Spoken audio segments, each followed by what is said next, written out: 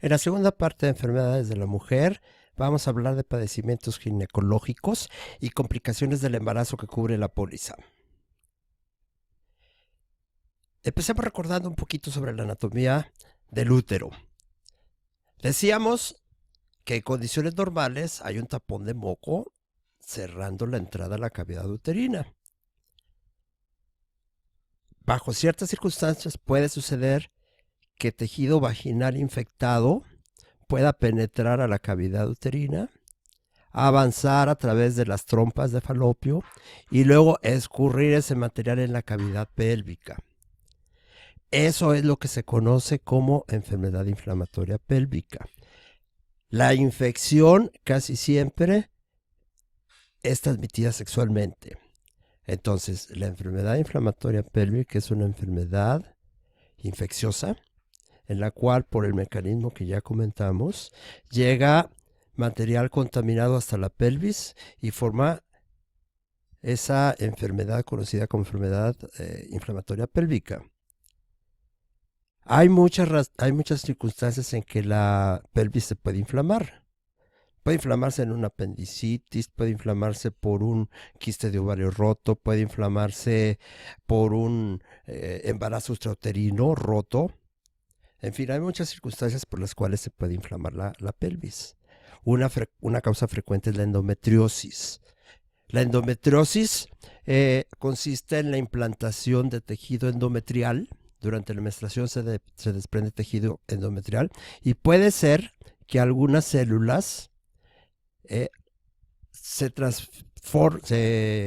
transporten, se transporten a través de la trompa de falopio y se depositen en la pelvis y esas células ahí se implantan y pueden sobrevivir.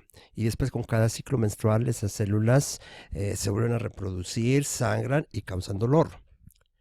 Entonces, eso es una forma de inflamación pélvica, pero eso no es la enfermedad inflamatoria pélvica. La enfermedad inflamatoria pélvica, repito, es una enfermedad de origen infeccioso, es una infección ascendente desde la vagina hasta la pelvis, llegando por los conductos que ya mencioné, y que casi siempre es causada por alguna infección de transmisión sexual.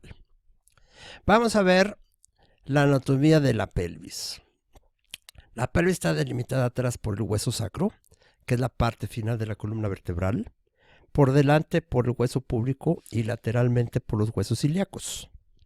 En esa cavidad radican estos órganos: el recto, el útero, la vejiga, algunas asas intestinales, los ovarios, las trompas de falopio.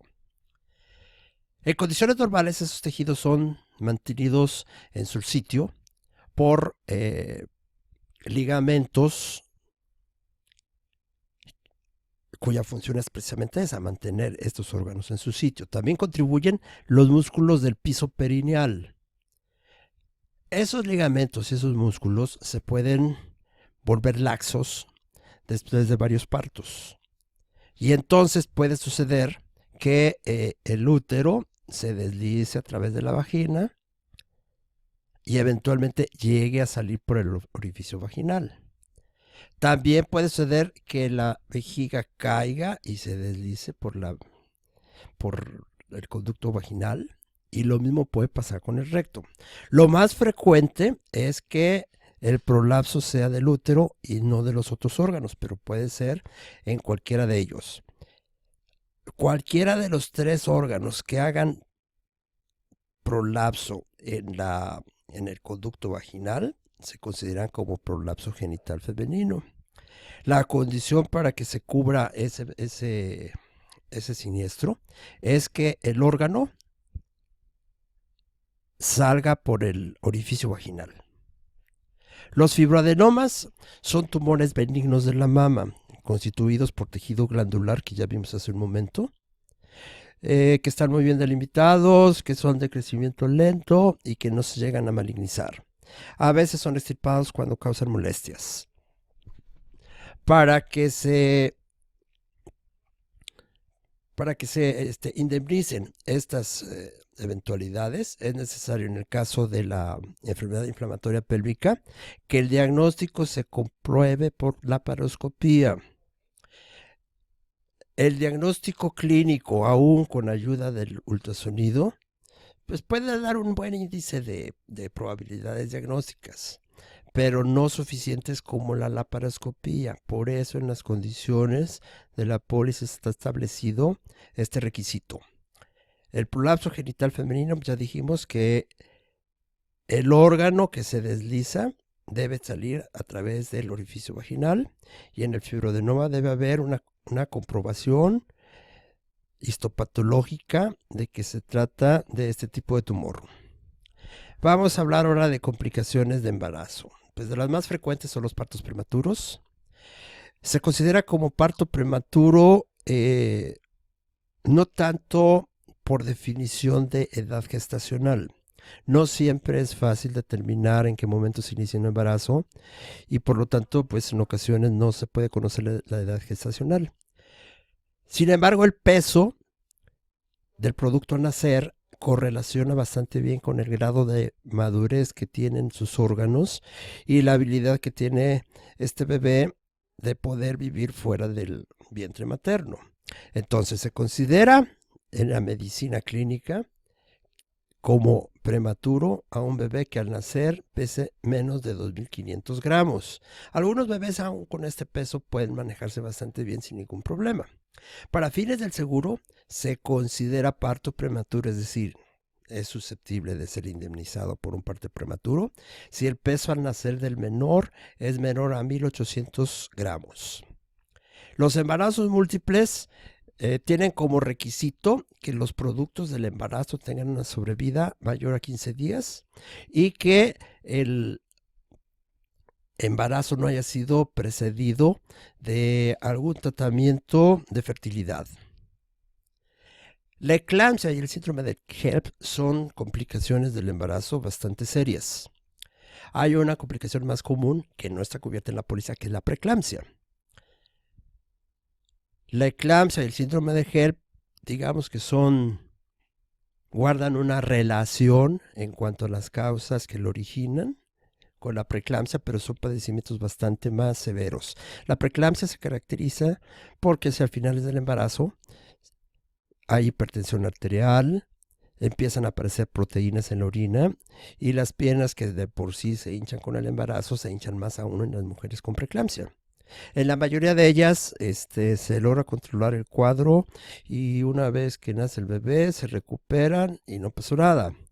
La eclampsia implica que también ocurrieron, además de la hipertensión y la pérdida de proteína en la sangre y de los edemas, hay alteraciones a nivel de la circulación cerebral que hacen que se hinche el cerebro. Esto va a provocar alteraciones en el estado de conciencia y convulsiones. El síndrome de HELP se llama así porque son las siglas en inglés,